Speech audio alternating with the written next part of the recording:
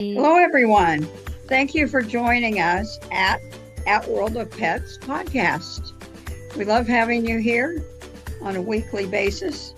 And we want our pets to live as long as possible, but we want that to be a good quality life. So to that end, we on this podcast explore all things about pets and animals so that we can have them around for a long time, but they are living a quality life. So again, thank you for joining us. Take it away, hosts. Welcome back to World of Pets podcast. I'm still trying to figure out where I want my camera to be put. I'm sorry on short notes, but hey, Anthony, welcome back. Tonight's sponsor is debspets.com. That's DEBSPETS.com. And tonight we have a very special guest, Courtney Brito. Brito. Am I saying that right? Brito? It's pronounced Brito. It don't matter though. Yeah. Yeah. Oh, like So the I thought water we were filter? talking about Mexican food tonight. So but anyways, yeah, you're in for a fun ride. Anyways, so Courtney, this is a great story. I love this. You started volunteering at a zoo at age 14. How did you get into that, and what was your initial experience? Yeah, so I had started high school recently, and one of my teachers knew that I loved animals a lot, and she said, "Hey, Courtney, there's this great opportunity that's at the zoo. You just got to fill out this application and get an interview with them, and if you pass, you get to volunteer there." And I was very excited. But I was like, I was shocked. I'm like really quiet and I'm really keep to myself. So I was like, oh, wow, thank you. I really appreciate that. So went on an interview and, that's how I ended up getting into the zoo. Okay, Anthony. Oh, what state was this zoo? Where was it located? Yeah. So this is, if you've ever been to Pennsylvania, it is in Philadelphia. It is the Philadelphia Zoo. I have been to Philadelphia. I played Eye of the Tiger while I ran up the art museum steps. Dun, dun, dun, dun, dun, dun, dun. That's a lot of bravery. I can probably go up them, but actually, no, I probably can't go up them. I could go downstairs. I can fall I grew up in the downstairs. middle So of I New York totally- State, so I've been to Philadelphia. You said you haven't been to Yeah, Philadelphia? yeah. So I grew up in the middle of New York State, up in Syracuse, New York. So I've been down to Philadelphia and all over Pennsylvania and New York and all over that stuff. Yeah. Okay, so you've been. What about you, Peyton? Me? Oh, that would be me. I have been from Florida to Chicago to Texas to California, unfortunately. Um, but yeah, I've been mostly across the country, and it's actually been an enjoyable time to, So that we have a beautiful country. We do. There's nothing you can't see when you're there. There's a lot of history and all that stuff. Well, let me go up with you another one. So when you were volunteering, what was your initial job? What was your first day like? Yeah, so when all of the volunteers start, so they want to get us acquainted with the entire zoo. So they would have us working in various different areas. So one of the areas that I mainly worked at was the children's zoo.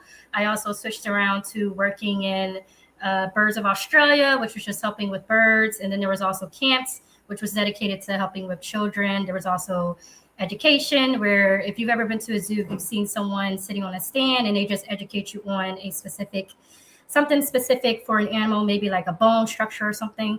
That's also something I did. So I was in a lot of areas there. There was also one where it was a zoo on wheels, where people would hire us and then we would just take a specific animal to that party and then just present it. It was fun. What kind of animals would you take to a party? So I guess like when someone orders it, it's typically for like a kids party. So they would not order, but they would ask for certain types of animals. Most of the time, it would be exotic, something smaller that are easier to handle. When we went, there were quite a few There were like birds and there were like chinchillas and a couple of other things. All right, you said chinchillas, and I saw this in the notes before.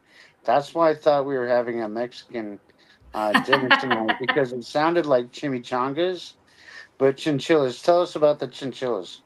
Well, Yes, wait a minute. Now I want a chimichanga. Are you going to make me a chimichanga first? the chinchillas, they're cute and they are super, super fluffy. Chinchillas, uh, we have a bunch of exotic animals that we take care of at the zoo, and chinchillas are just one of them. It was my first time seeing them, my first time handling them, and I had to learn the hard way to make sure you pay attention and don't mix up the chinchillas, because I accidentally put a chinchilla in another cage with another one, and they were Oh, not happy. Oh, Yeah, luckily nobody was, badly hurt or anything, but it was just a little of a feisty fight, and they had to separate them. But it was fine. But that was just one of the lessons I learned. well, where would oh, you well, go ahead? I was just saying that's, I've heard of some pretty bad fights in my life. I worked inside a federal prison for almost a decade, but a chinchilla fight, like that sounds like more than I want to handle.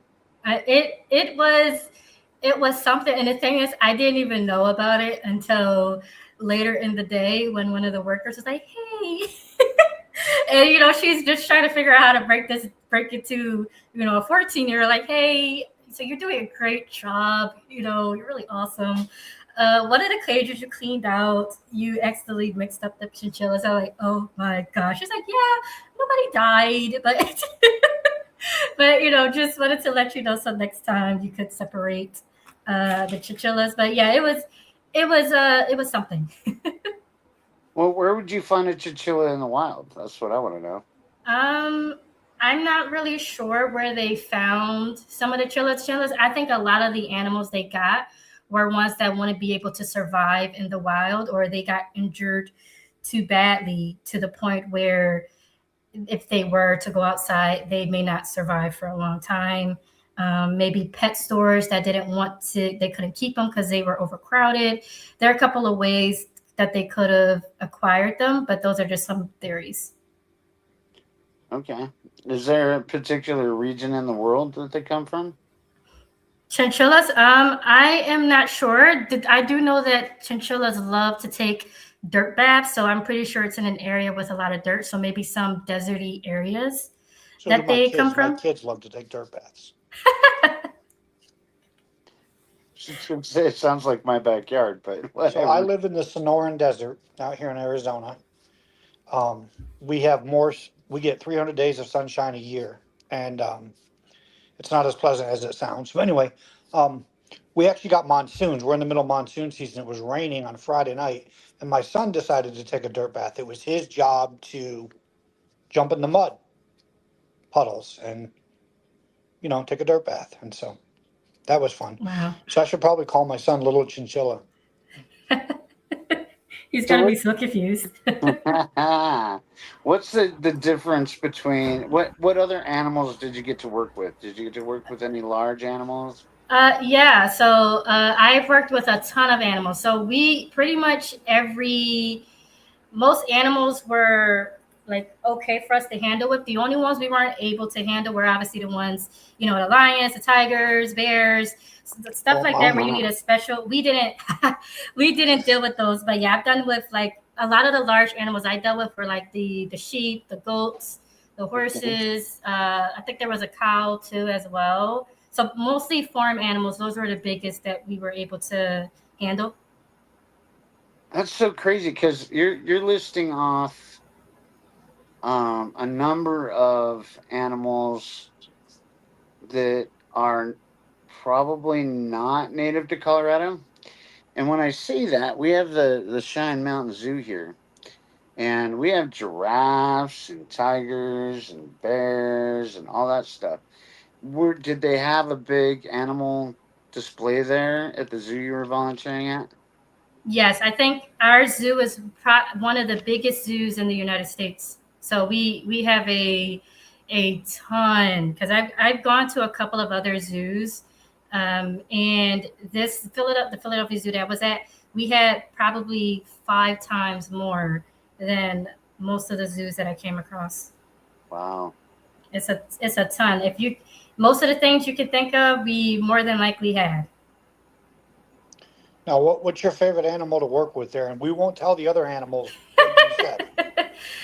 It's so difficult because I am a huge cat lover. So any cats I'm a huge fan of. Obviously, those were a no. So I had to go to second best, birds. So there were a ton of birds that we got to work with, and couldn't do too much handling with them. But birds of prey, hawks, eagles, all of those type of things. There was this bird that I loved working with. It was a burrowing owl. I don't know if you're familiar with those, but they're like little tiny owls. And when I got to go in there and I got to clean them, I would say, "Good morning, Sage," and I would just have the biggest smile on my face and just going over and say, "Hi, how's your day going?" I bet that bird hated my guts. just like there's this girl again. How many times are you gonna come over here? But working with the birds were one of my favorite things. And second, I'd probably say the rabbits. We did have a bunch of rabbits too that we were able to groom, to change, and all that stuff as well. Well, speaking of the birds, by the way, I think it's very interesting because a lot of the species are not just regulated. How do you contain them, especially the birds of prey? Yeah, so lots of times we have to, with certain birds, we have to kind of cover their eye, like their line of sight. So when we put them in a cage, we have to cover them with like a cover or something, because some birds, they get super stressed out or they get super aggressive at seeing other birds. So we make their enclosures a bit more dark, like it's completely dark, like they can't see anything on the outside. It Like for those specific birds. Other birds like eagles, they're like, you can go visit one of the eagles because they're like in one of the cages. But certain birds, you have to just cover their line of sight. Okay. Anthony? That's interesting. So, did your passion for animals and or working in the zoo carry into adulthood? Maybe not the zoo, but what do you do now? Yeah, so it actually did. So I ended up going to school and I got a degree in animal behavior. And I went on to become a vet tech and a vet assistant. So I worked in animal hospitals for about a few years. That's what my focus started to switch to. That's very cool because my daughter's a vet assistant at our Humane Society here. Go figure. We have one here. We have a humane society here. It's huge. Yeah, so I just recently adopted this guy if he'll let me pick him up. Just to show you. He's a 12-year-old. He was actually a long-haired dachshund. Oh, hello. But we're going to do a follow-up series on him, but I don't want him to steal the show. So. He's like, why? I want to steal the show. Oh yeah, he'd steal the show. Yeah, that's Fluffy right there. That is Fluffy. He's like, I'm fabulous. I should steal the show. So what is the biggest animal you've ever helped maintain? I'd say probably a cow.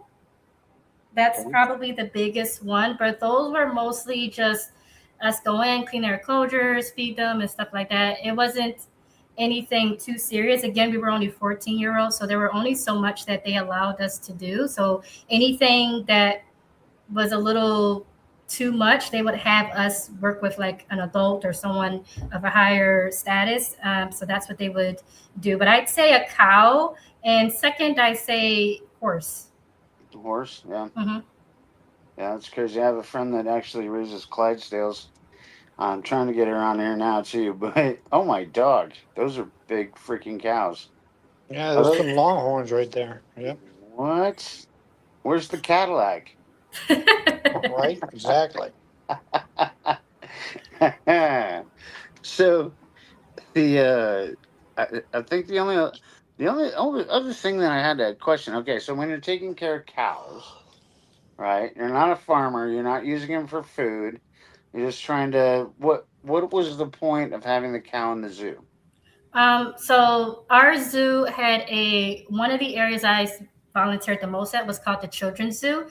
It's basically an area that's safe for the most part for kids to come around, and if they want to touch some of the pets. And a lot of the animals in there were farm animals, and cows were one of the animals that sometimes, they would bring, sometimes they would let the kids be like, see the cow. So it was mostly for viewing purposes. Like they couldn't ride on the cow or anything. I think we had about maybe 2 cows when I last volunteered there. So it was mostly just for eyes for kids, because kids love looking at animals. So they love doing that. So that was one of the many animals we had in there. That's pretty cool. Anthony, since we've had equine guests on, do you have any questions about the horses? No, I'm assuming the horses were in like the petting zoo part, the part where the kids could go and hang out with the equine. And So mhm. so but the you have mhm, different types of equine. People don't realize like zebras are considered equine too, but you would have to there. keep the domesticated horses separate from the zebras Mhm. because zebras are very hard to tame and keep in captivity. Extremely difficult. Correct. Yes. We did have zebras, and the zebras were in the bigger zoo area, so it was outside of the children's zoo. So it was like one of the animals you would see roaming around, and I think it is shared an enclosure with. I think it shared an enclosure with the giraffes Mhm. at the time, but we only had the horses, and it was just one. It was a horse, and there was a donkey. Very random, but that's what we had. Well, Anthony, make a joke about that. I was trying to. My brain was turning. Look, I'm not on it my today. my spinning giraffe, a cow, and a horse go into a bar.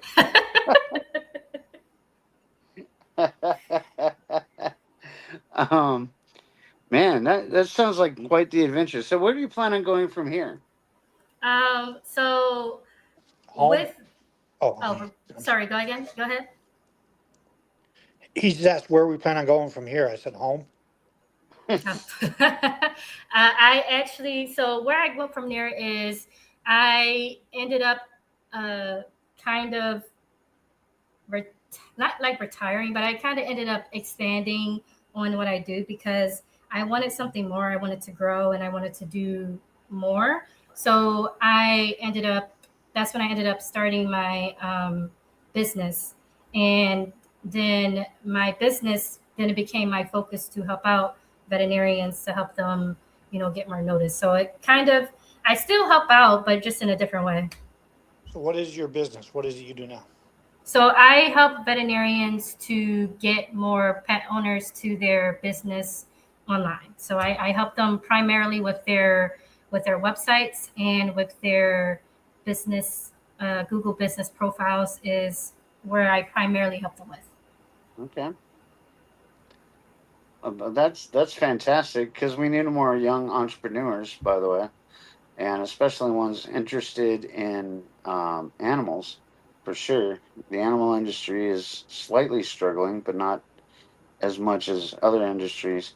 So let me ask you this. Um, this is a question I brought up to my daughter because she works at the Humane Society, and she didn't have a direct answer for me. So what would it look like if you were to expand your business, use vets, use rescues, all that stuff? I'm giving you ideas here. You better be taking notes. Okay. What would your end game look like? Like, where would you take it from where you're at right now? My passion is helping independently owned veterinarians. Okay. So the ones that don't really get noticed much, the ones that kind of have great care. They have so many great things going for them, but they're just not being seen by a lot. So those guys are my targets because I want to help them to get seen because they deserve it. They deserve to be seen just as much as uh, bigger establishments or corporations. So I like to come in and step up and say, hey, there's another way for you to go about being Right. competitive and still keeping what you want to keep. So that's kind of my end goal, is to just help them out as best as I can, because I used to work in those fields. I used to work in those animal hospitals, so I know their struggles, I know their pains, I know what they hate, I know what they love. And most of the vets I worked with, they just really want the best care for pets. And honestly, that's enough for me to want to be like, okay, I want to help you get seen. I want other people to see just how amazing you guys are, if that makes sense. It's big vision. Anthony? Amazing. That's incredible. I was just listening. Just my brain is not processing at a normal I speed know. today. My processor is running out of memory and RAM and gigabytes, and it all hurts. Anyway, as they said in Back to the Future, I need more gigawatts. Anyway, well, that's all incredible. So if there is a veterinarian that's interested, do you only help veterinarians here locally, or can you help anybody across the country? If so, how can they get in touch with you and have you help their business? Yeah, so as long as they are local to their area, I can help them out. I work with veterinarians in the United States and Canada, so that's where I help out. And best way to reach out to me are various different ways. People can check out my LinkedIn. Just type in Courtney Brito, Brito, and you'll see me wearing scrubs. It'll be a picture of me wearing scrubs, and then there's my phone number, which is 218-517-5513. I also do, because I know like it could be very, very scary to work with someone you don't really know, and it's just a lot. So I do offer free audits. So you don't have to make a commitment to anything unless you are 100% sure about what you're getting into. So I do offer those because I understand, I get it. I love transparency, so I like to give it back to others as well. And my email, which is just Courtney B, as in boy, at captivatingmarks, MARKS, agency.com. Very good. Awesome. So you started volunteering in the zoo at 14. So if there's a teenager out here listening and they're passionate about something, what would your advice be to them about getting started and what they're passionate about now? I'd say get experience in the area that they're passionate about, because at least volunteer or work somewhere, because that'll let them know if it's something for them or not. Because I loved animals, but when I started working at the zoo, I realized I don't want to work with farm animals. I was like, I love them, but my passion, what I loved, I was like, I love working with them, but I loved working with the exotics. That was my favorite part of working with the zoo, was working with the chinchillas. We got handled on many different types of them. So we even learned how to handle dwarf alligators. So that was pretty interesting. There was a ton, armadillos we dealt with as well. So there's a ton of things that we got to experience. But just experiencing, volunteering, learning about what you like and what you don't, because that's going to determine what you want to do. And then me working at the animal hospital, it really honed in, okay, I really love working with cats, dogs, and exotics. So that's kind of that's the best thing I would say. And don't be afraid to try, and don't be afraid to take risks. Because that is the only way you will grow, is by getting outside of your comfort zone. It's okay if something doesn't work out, because at least you tried it. Wow, you're very, very mature for a 14-year-old. Oh wait. Thank you. I don't think she's 14 anymore. She might be 16. Thanks so much. So I have a question for both of you. So what's your favorite animal? Have both of you been to the zoo before? I have I've been. I have 3 kids, so I've been to our local zoo here in Tucson. I've been to different zoos growing up. I've never been to the Philadelphia Zoo. I've been to the city of Philadelphia, but never to the zoo. My favorite wild animal is probably the orca. There's so much that's interesting about the orcas. The more that I study them, the more that I watch videos and things on them, the more. Oh, look, there's some dwarf alligators. The more interesting they become to me. As far as domesticated animals, I'm an equine nut. I love horses. I love studying all kinds of equine. That's amazing. That's a tough one for me, because I grew up first with having all of my animals outside because I wasn't allowed to have a pet growing up. And so I had lizards and tadpoles and all that stuff, and that Oh, that's fascinated cool. me. Yeah. So, but I had to keep them outside, and then the tadpoles turned into frogs, and I'd get them from the local pond just across the street. And then I grew up a little bit. My sister was allowed to have a parakeet, and I was like, "Why can't I have a dog?" Like, right? So it was just this process for me. But I always loved animals. My first animal was a cat. He was a Siamese cat. His name was Ooh. Dice. Why was his name Dice? Because every time my friends were playing a dice game, he'd come over and swipe them off the Exactly. table. Beautiful. And then dachshunds were the only breed that I've owned for dogs. And Fluffy Poo is dachshund number 5, and I wouldn't trade him in for the world. He's a 12-year-old adopt, and just got him a month ago. So, but as far as going to the zoo, I'd say, oh man, one of my favorite things is weirdly, I know it's weird, is the lizard area. I know Ah, it's I don't weird. blame you. It It's not is, weird. it is weird because they're not fluffy. They're David, not fluffy at all. have you ever heard But about the Jesus lizard? they like to be No. petted, but you can't pet them at the zoo. So So, but I've had one adopt me down in Florida, and he didn't have a tail, and he'd come out on the porch every day when I was sitting out in the morning sun, and he'd just come out and say hi. And so I'm fascinated with the reptilian, I love um, reptiles. but I don't want to cuddle with them.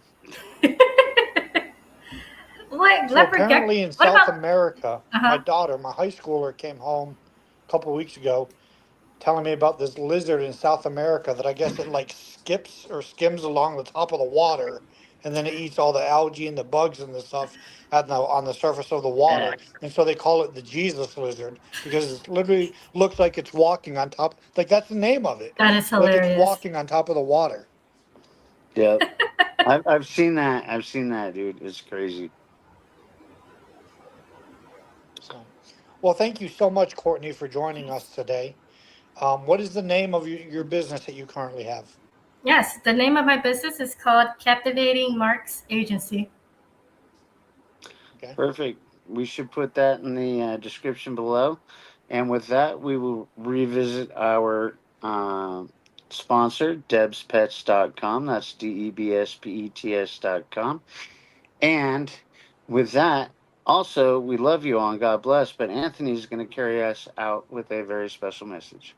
Well, as always, guys, we love you. You are valuable. You are heard, and we are here to listen. If you need anything, please reach out to us. As we always say, and we mean it, we'd rather have that 3 a.m. conversation with you than to see your name in the headlines the next morning. So please feel free to reach out to us, and whatever we can do to help you, we will. And if we can't, we will find somebody who can. Amen. God bless. Thank you. I'm glad that you joined us for At World of Pets podcast. We would like for you to take a look at what our sponsors have to offer, and that sponsor is debspets.com. You can access it through the QR code, or you can just go to the website. So thank you for joining us, and hope to see you again next week.